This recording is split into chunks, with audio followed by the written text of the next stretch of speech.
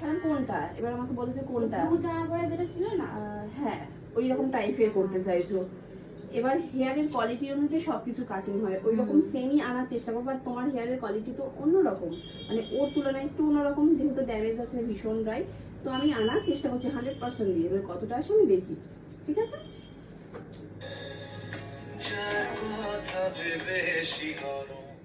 এটা বাদ দিচ্ছি। হ্যাঁ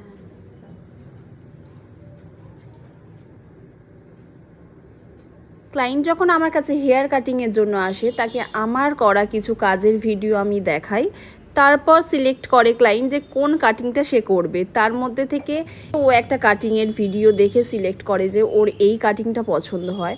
আমি প্রত্যেককেই বলে দিই যে সবার হেয়ারের কোয়ালিটি অনুযায়ী কিন্তু রেজাল্ট আসে। তো যার হেয়ারে